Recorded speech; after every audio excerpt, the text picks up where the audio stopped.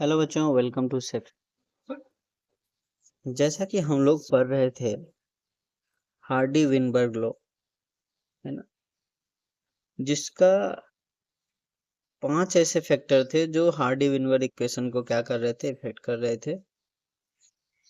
पहला था gene migration या जीन फ्लो, दूसरा था जेनेटिक ड्रिफ्ट, तीसरा था नेचुरल सिलेक्शन, म्यूटेशन एंड पांचवा था उसमें से जेनेटिक रिकॉम्बिनेशन। इससे हार्डी विनबर्ग प्रिंसिपल के फ्रीक्वेंसी में चेंजेज आते थे और वो चेंजेस 3 तरह के हो सकते थे, स्टेबलाइजिंग, है ना, और डायरेक्शनल और डिसरप्टिव। ठीक, तो यहाँ तक हम लोगों ने कल देखा था और आज हम लोग देखेंगे ब्रीफ अकाउंट ऑफ इवोल्यूशंस, जिसमें हम लोगों ने पहले ही देखा कि अर्थ का फॉर्मेशन जो है ना, यूनिवर्स का फॉर्मेशन कब हुआ था? 20 बिलियन ईयर एगो। यूनिवर्स का फॉर्मेशन कब हुआ था? 20 बिलियन ईयर एगो, है ना। 20 बिलियन ईयर एगो यूनिवर्स का फॉर्मेशन हुआ। अर्थ का फॉर्मेशन हुआ 4.5 बिलियन ईयर एगो, है ना। 4 billion year ago non cellular form life का ओरिजिनेट हुआ अर्थ पे, है ना। 3 बिलियन ईयर एगो जो है वो नॉन सेलुलर फॉर्म्स आए, है ना। एंड 2 बिलियन ईयर एगो, है ना, first time cellular form of life जो है वो आया। डाटा के बेसिस पे हम लोग यहाँ तक जानते थे। अब इसके आगे क्या होगा कि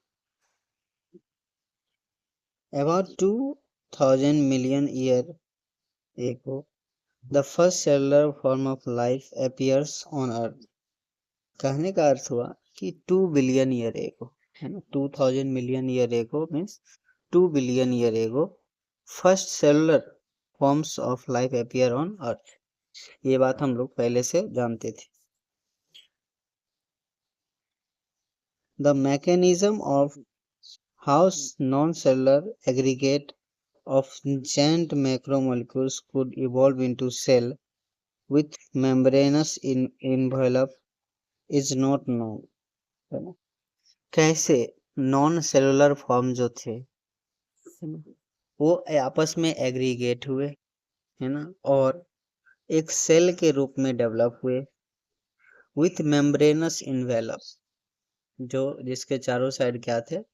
मेम्ब्रेनस इन्वेलप, जिसे आजकल हम लोग प्लाज्मा मेम्ब्रेन बोलते हैं ना। फॉस्फोलिपिड का बाइलेयर है। तो ये कैसे डेवलप हुआ ये हम लोग नहीं जानते हैं। ठीक, some of these cells had ability to release O2। इसमें से कुछ सेल के पास एबिलिटी है O2 रिलीज करने का, है ना। The reactions could have been similar to light reaction in photosynthesis, where water is split with the help of solar energy captured and channelized by appropriate light harvesting pigment। यहाँ पे light harvesting pigment के बारे में बात कर रहा है कि कैसे नॉन सेलुलर फॉर्म जो था वो सेलुलर फॉर्म में बना, ये तो हमें नहीं पता है, लेकिन उसमें से कुछ सेल ऐसे थे जो क्या कर सकते थे, ऑक्सीजन रिलीज कर सकते थे। ठीक, ऑक्सीजन कैसे रिलीज कर सकते थे? वाटर को, है ना, ब्रेक डाउन करने के बाद, है ना, इधर कहाँ से एनर्जी लेते थे ब्रेक डाउन करने का? Solar energy. ठीक है, सोलर एनर्जी लेके वाटर को ब्रेक डाउन करके, है ना, उस और अप्रोप्रिएट लाइट हार्वेस्टिंग कॉम्प्लेक्सेस का यूज करके, है ना, अपना भी काम करते थे, है ना, जो इलेक्ट्रॉन रिलीज हुआ और ऑक्सीजन जो थे उसे इवॉल्व करते थे। Slowly single cell organisms become multi cellular life forms. धीरे धीरे क्या हुआ कि सिंगल सेल ऑर्गेनिज्म जो है वो मल्टी सेलर ऑर्गेनिजम्स बनने लगे। By the time of 5 million year ago, by the time of 500 million year ago, invertebrate were found actives. Oh my God! Invertebrates were formed and active, है ना। Invertebrate जो है वो क्या हो गए, आ गए, यानी कि 500 मिलियन ईयर एगो। इसका मतलब है कि 0.5 बिलियन ईयर एगो। ठीक, तो 500 मिलियन ईयर एगो सबसे पहले क्या हुए, इनवर्टिब्रेट्स जो थे वो क्या हो गए, बने 500 million year ago. Jawless fish, है ना, jawless fish probably evolve around 350 million year ago. Jawless fish जो थे वो 350 मिलियन ईयर एगो जो थे वो आ गए। जॉलेस फिश 350, ठीक, तो 500 मिलियन ईयर एगो क्या हुआ, एंड 2 बिलियन ईयर एगो यहाँ पे हम लोग रखते हैं किसके लिए, देखिए 2 billion year ago non cellular form आया। उसके बाद उसमें धीरे धीरे इवोल्यूशन होने के बाद 0.5 या फिर 500 million year ago, 500 million year ago जो है वो इनवर्टिब्रेट्स का दबदबा रहा। एंड उसके बाद 320 मिलियन ईयर एगो, है ना, क्या हो गया, जो जॉलेस फिश जो हम लोग जानते हैं, दो फिश का नाम एनसीईआरटी में एग्जांपल में दे रखा है, पेट्रीमाइजन एंड हैगफिश। पेट्रीमाइजन जिसका दूसरा नाम क्या है, लैम्प्रे एंड हैगफिश। ठीक है, तो ये दो एग्जाम्पल जो है एनसीईआरटी में दे रखा है जॉलेस फिशेस का। तो जॉलेस फिशेस का इवॉल्व कब हुए, 350 million year ago, not 20 million year ago, 350 million year ago.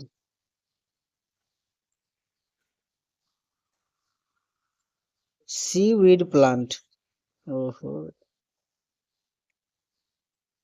Seaweed weeds and seaweeds and few plant exhibit probably around 320 million year ago।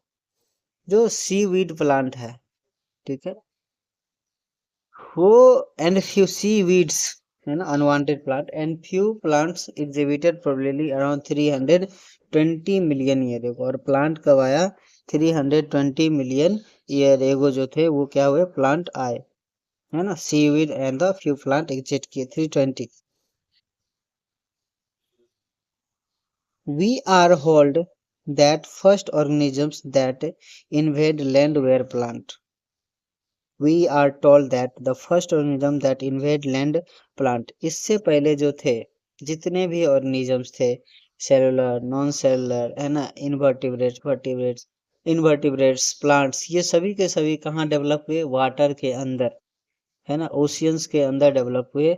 And first time जो था वो plant जो है, first organism that invade land were plant, जो earth पे आए, जो surface पे आए, वो क्या थे, प्लांट थे। They were wide spread on land, they were, plant के बारे में बात कर रहा है, they were wide spread on land when animal invaded land. जब तक एनिमल इन्वेड किया लैंड पे, उससे पहले प्लांट जो थे वो पूरे के पूरे इन्वेड हो चुके थे। Fish stout and strong fins, fish with stout and strong fins could move on land and go back to water. वो फिश जो जिसके ना मसल्स थे, है ना, स्ट्रॉट एंड स्ट्रॉन्ग फिन्स, है ना, स्ट्रॉट एंड स्ट्रॉन्ग फिन्स मतलब हुआ उसके फिन्स में मजबूत मजबूत फिन्स था उसका, है ना, उसमें मसल स्ट्रक्चर थे, जिस वजह से वो क्या कर सकते थे, मछली जमीन पे आ सकते थे, और जमीन पे आने के बाद फिर वापस क्या कर सकते थे, वाटर में जाते थे, गो बैक टू वाटर। तो there was about 350 million year ago in 19 this was about 350 million year ago। ये कब की बात है? 350 million year ago की बात है। 350 million year ago की बात है। in 1938 है ना, a fish caught in South Africa happened to be Coelacanth, which was thought to be extinct। ये जो है ना, जिसके फिन्स स्टॉट थे एंड स्ट्रॉन्ग थे, जो अर्थ पे आ सकते थे और फिर वापस जा सकते थे। 1938 में फिश जो थे वे 1938 में फिश जो थे 1938 में एक साउथ अफ्रीका में एक फिश पाया गया जिसका नाम था कैलोकैंथ, जिसको पहले हम लोग क्या बोलते थे? कैलोकैंथ, जिसे सोचा जाता था कि वो क्या है, एक्सटिंक्ट हो गया। इसका टाइमिंग कब था? 1938 इन साउथ अफ्रीका। आप 1938 को याद रख सकते हैं, 19 1 जा 19 एंड 19 2 जा 38। तो 1938 में फिश पाया गया कैलोकैंथ। These Americans call the animals called lobefins। These animal called lobefins evolved into first amphibians that live on both land and water। और ये जो एनिमल थे इसे क्या बोलते थे? लोबफिन्स बोलते थे। इस एनिमल को क्या बोलते थे? लोबफिन्स बोलते थे। और ये जो थे वो मछली थे जो लैंड पे आते थे और चले जाते थे। धीरे धीरे इसमें क्या हुआ? इवोल्यूशंस हुए और ये फर्स्ट एम्फीबियंस के रूप में आए, जो दोनों में रहते थे, लैंड में भी वाटर में भी। There are no specimens of these left with us। अब इसका कोई भी स्पेसिमेन हमारे साथ नहीं रह रहे हैं। However, these were ancestor of modern day frog। हाँ, however these were ancestor of modern day frog and salamanders। ये जो थे किसके एंसिस्टर थे? कैलोकैंथ वो थे मॉडर्न डे फ्रॉग, आज के फ्रॉग और सैलेमंडर के क्या थे? के एंसिस्टर थे। उसके बाद क्या हुआ? The amphibians evolve into reptiles. Amphibians reptiles में बदल गए। दे ले thick celled egg which do not dry up in sun unlike those of amphibians।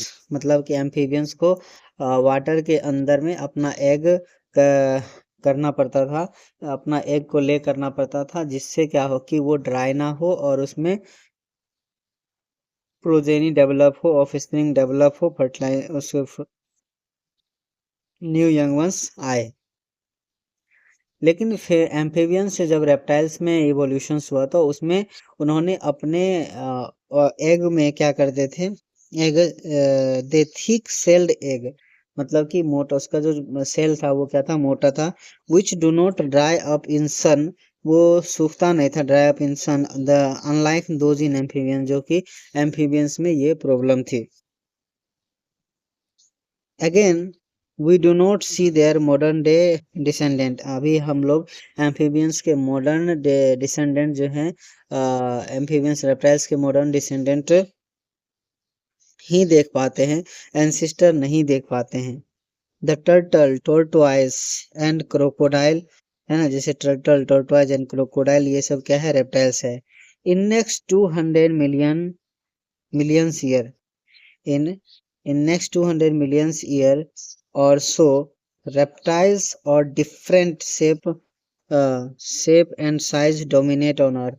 और इसके बाद 200 मिलियन ईयर तक, है ना, 200 मिलियन ईयर तक किसका दबदबा रहा?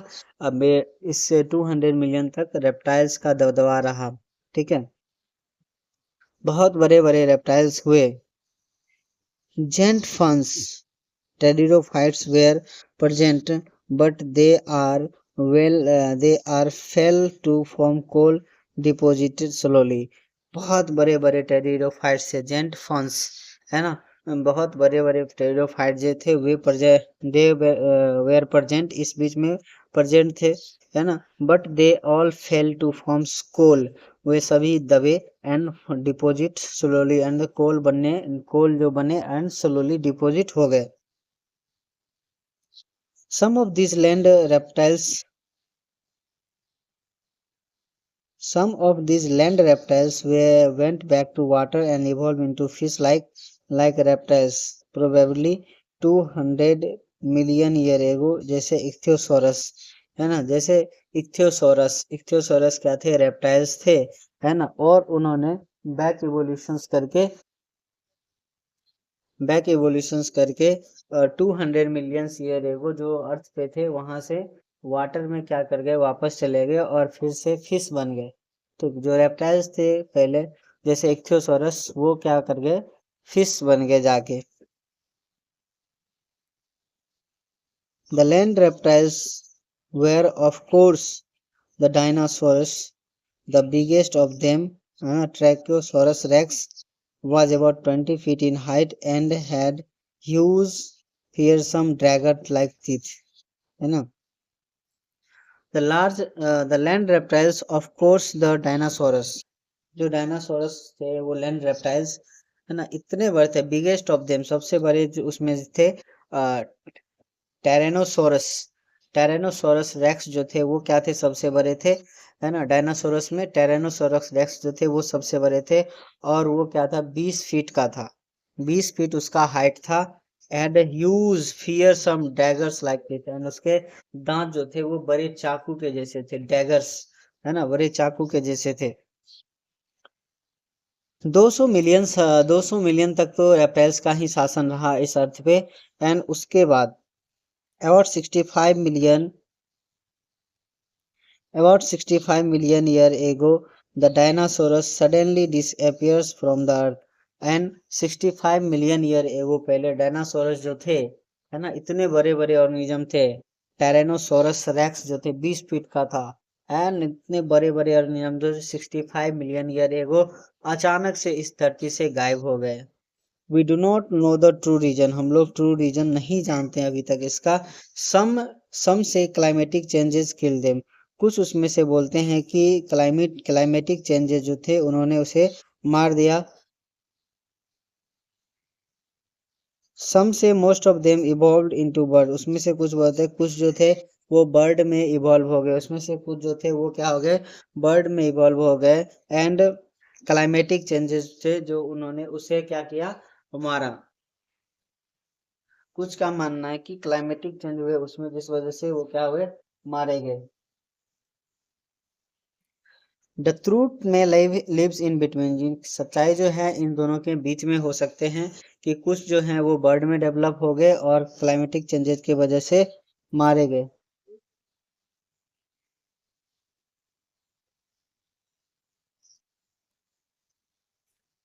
द ट्रूथ में live in between, small size reptiles of that era still exist today, उसमें उस समय जो स्मॉल साइज के रेप्टाइल थे वो आज भी जिंदा है हमारे बीच में, है ना।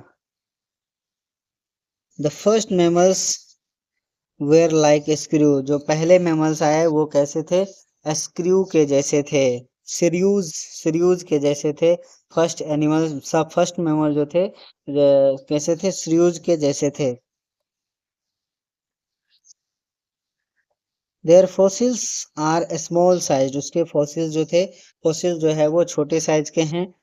Mammals were viviparous and protected their unborn young one inside the mother body, यानी कि मैमल्स जो है अपने वो viviparous है और अपने बच्चे को मदर के बॉडी में क्या करते हैं, प्रोटेक्ट करके रखते हैं, है ना, जब तक कि वो डेवलप ना हो जाए। Mammals were more intelligent and sensing and avoiding danger at least, mammal जो थे वो ज्यादा इंटेलिजेंट थे and in sensing and avoiding danger at least, mammals जो थे इस बात में ज्यादा सेंसिटिव थे कि वो डेंजर को फील कर सकते थे और उसे बचा जा सकता था। When reptile comes came down, mammals took over the earth, जब रेप्टाइल्स जो थे वो 65 मिलियन ईयर एगो पूरे अर्थ से गायब हो गए रेप्टाइल्स, है ना, बड़े बड़े रेप्टाइल्स जो थे डायनासोरस थे ये सभी के सभी खत्म हो गए। उसके बाद मैमल्स का राज हुआ इस अर्थ पे। मैमल्स ने इस अर्थ को टैकल किया अपने हिसाब से। There were South American mammals resembling horses, hippo hippotamus hippopotamus, bear, rabbit etc. There were South American mammals, वहाँ पे साउथ अमेरिकन मैमल्स थे जो रिजेम्बल्स करते थे किससे, हॉर्स से, हिप्पोपोटामस से, बियर से, रैबिट से। साउथ अमेरिकन ना। उसके बाद due to continental drift when South America joint North America, continental drift के वजह से जब साउथ अमेरिका नॉर्थ अमेरिका से ज्वाइंट हुआ, these animals were overridden by North American fauna, इस एनिमल ने were overridden by North American fauna, overridden by North American fauna से flora and fauna से overridden हुआ। due to some same continental drift, past mammals of Australian survive because the lack of competitions from any other animals, इसी Continental drift के वजह से दो animals north America जो थे, साउथ अमेरिका में कुछ मैमल्स पाए गए थे, साउथ अमेरिका में कुछ मैमल्स पाए गए थे जैसे कि हॉर्सेस, हिपोपोटामस, बियर रैबिट इस टाइप के। Due to continental drift when South America jointed to North America, जब साउथ अमेरिका नॉर्थ अमेरिका से जॉइंटेड किए तो this animal were over ridden by North American fauna, तो ये जो ऑर्गेनिजम्स थे साउथ अमेरिकन में वो क्या हुए कि नॉर्थ अमेरिकन ऑर्गेनिज्म से, नॉर्थ अमेरिकन मैमल से ओवर रिडन किए गए, इस पे दबाव पड़ा और ये एक्सटिंक्ट होने लगे। Due to same continental drift, इसी तरह के कंटिनेंटल ड्रिफ्ट के वजह से पाउच्ड मैमल्स इन ऑस्ट्रेलिया के अंदर जो पाउच्ड मैमल थे जैसे कंगारू हो गए, है ना, evolves, kangaroo survive because the lack of competitions for any other mammals, kangaroo survive कर गए क्योंकि किसी भी प्रकार के दूसरे कोई कंपटीशंस इसके पास अवेलेबल्स नहीं था। let us forget let us we forget some mammals live wholly in earth, some mammals live wholly in earth, कुछ mammals जो थे जैसे कि इक्थ्योसोरस जो थे, जो रेप्टाइल्स के रूप में चले गए थे वाटर के अंदर, जो पहले रेप्टाइल्स थे और वो पानी के अंदर जाके फिश बन गए, एंड वहां पर भी मैमल्स का क्या हुआ, इवोल्यूशन हुआ। Some mammals live wholly in water, कुछ मैमल्स जो थे वो वाटर में ही क्या कर रहे थे, बच रहे थे, जैसे कि वेल्स हो गए, whales, dolphin, seals and sea cow are some example, जैसे whales, dolphin, seals and sea cow are some example. इसमें कौन कौन आ गए, whales, dolphin, seals and sea cow.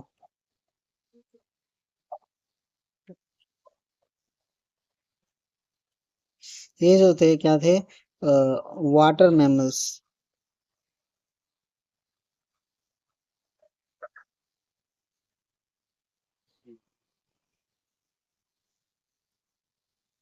Evolutions of horses, elephant, dog etc. are a special story of evolutions, इन सभी का story क्या है, स्पेशल है। You will learn about these in higher classes. The most successful story in the evolutions of man was language skill and self consciousness. इसमें जब mammals का develop, जब क्या हुआ, मैन का इवोल्यूशन हुआ, आदमी का इवोल्यूशन हुआ, तो उसमें सबसे अच्छी चीज देखने को मिला कि उसमें लैंग्वेज स्किल का इवोल्यूशन हुए एंड सेल्फ कॉन्शियसनेस का इवोल्यूशन हुए, language skill and self consciousness का इवोल्यूशन हुआ। A rough sketch of evolution of life forms that times on the geological scale is indicated 6.9 and 6.10। यहाँ पर क्या है, एक रफ स्केच है। जैसे कि एरा का बात करें तो यहाँ पे आते हैं पिलियोजोइक एरा, है ना, मीसोजोइक एरा, है ना, सीनोजोइक एरा का बात हुई। उसके बाद पीरियड्स का बात आते हैं Silurian, Devonian, carnivorous, Permian, Triassic, Jurassic, crustaceans, tertiary, quaternary, है ना, और किस किस स्टेज में किसका जो था वो राज था इस अर्थ पे, है ना वो। Chlorophytes ancestor, tracheophytes and the rhynia types plants and the psilophytes types. तो इस तरह के इसे एक चार्ट दे रखा है कि किस समय में कौन सा ऑर्गेनिज्म जो था जिसका अर्थ पे दबदबा था। उसी तरह ये प्लांट का था तो ये एनिमल का है। अर्ली रेप्टाइल्स एक्सटिंक्ट हो गए और अभी जो बचे हैं जैसे कि लिजार्ड्स, है ना, स्नेक्स, ये सब बचे हुए हैं। ठीक, तो इस चार्ट को आप लोग देखेंगे और इससे तो ज़्यादातर क्वेश्चन आता नहीं है और पता नहीं इस ईयर आएगा या नहीं, वो मुझे नहीं पता। बस इसमें जो है उसे एक बार आप देख के जाएं तो आपके लिए अच्छा है। और आज के लिए इतना ही। कल हम लोग देखेंगे किसके, अर्थ के, ह्यूमन के इवोल्यूशंस के बारे में। Thank you so much.